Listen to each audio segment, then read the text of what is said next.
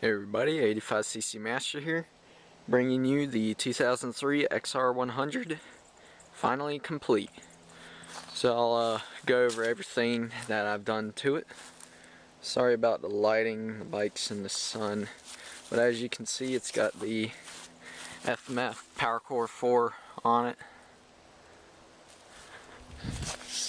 As you know from my engine videos, it's got the BBR 120 big bore kit in it.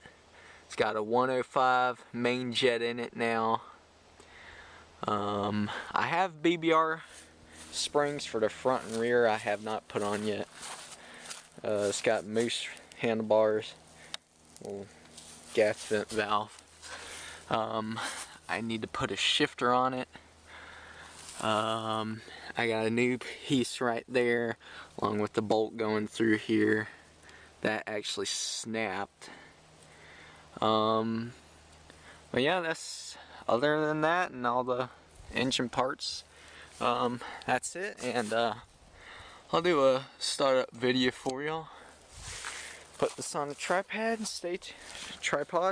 Alright, here's the startup. It might smoke a little bit from the engine oils and lubricants I used to lubricate the pistons and whatnot.